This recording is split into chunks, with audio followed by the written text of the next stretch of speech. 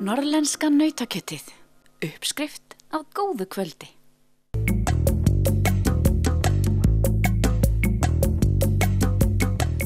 Á vegum sveitarfélagsins Skagafjarðar eru reknir 3 grunnskólar á 5 stöðum í sveitarfélaginu. Leikskólar eru á 4 stöðum og innan grunnskólans er rekinn tónlistarskóli þar sem allir nemendur eiga rétt á námi. Herdís Á Sæmundardóttir, sviðsstjóri fjölskyldusviðs og fræðslustjóri, segir að sveitarfélagið leitist við að undirbúa nemendur undir breytta atvinnuhætti samfara svokallaðri 4. innbyltingu. Hún segir lykilatriði að foreldrar taki virkan þátt í skólastarfinu. Okkur er náttúrulega uppálagt að undirbúa þessa nemendur okkar undir líf og starfi í nútíma samfélagi og við vitum það auðvitað að þegar að þau fara út á vinnumarkaðinn, þessi nemendur sem við erum að mennta núna, þá mun umhverfið verða allt öðruvísi heldur en það sem við þekkjum í dag og tækniþróun er náttúrulega á fleygiferð.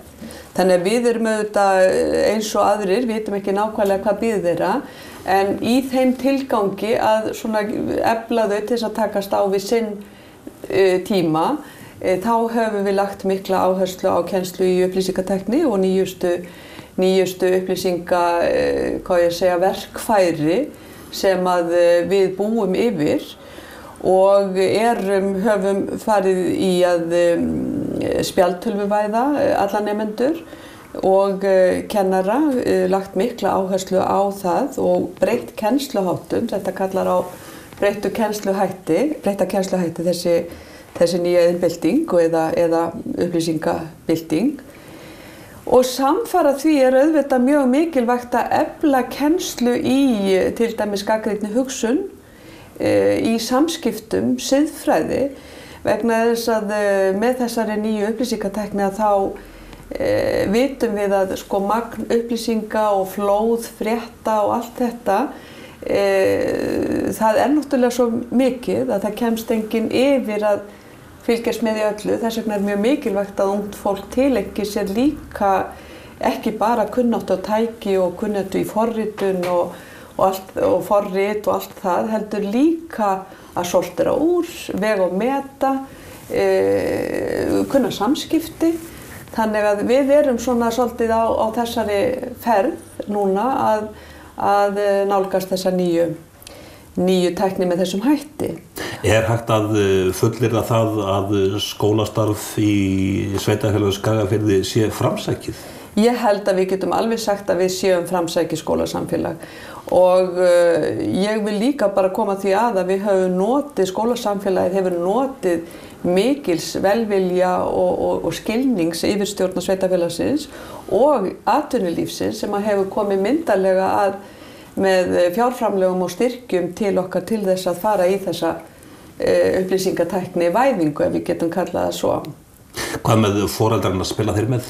Foreldrar verða að spila með vegna þess að það skiptir auðvitað þessi börn og ungmenni öllu máli að foreldrarnir hafi líka þessa þekkingu, að minnsta kosti að hluta til, skilning og getur stutt börnin sín í að afla sér þeirrar færni sem að þau þurfa á að halda þegar þau fara út í samfélagi sem unglingar og fullvaxta fólk.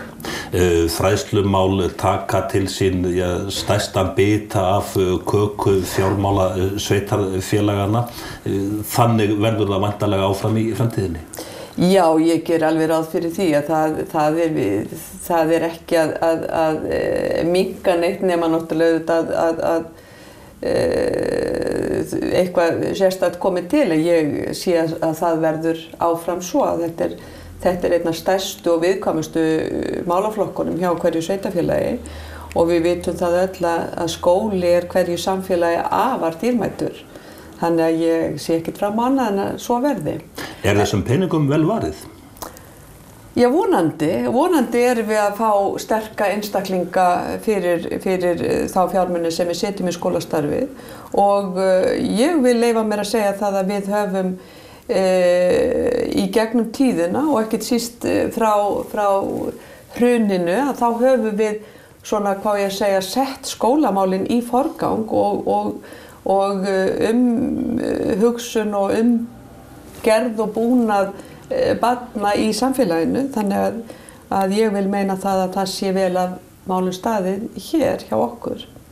Ég vil langa kannski aðeins að nefna líka því hún nefndir foreldrana. Við erum einmitt að núna byrja vinnu í stefnumótun í þessari upplýsingatækni þar sem að við erum að leitast við að fá nemendur og foreldra og skólasamfélagið til þess að móta svona sýn og stefnu í notkun skjátækja og svona hvert við erum að stefna með öllu þessu hjá okkur. Þannig að við erum núna setja í gang akkurat bara núna í upphafi þessa árs vinnu þar sem allt skólasamfélagið, og þá er ég að tala börnin, foreldrana, kennarana, allt samfélagið kemur að því að móta þessa stefnu okkar.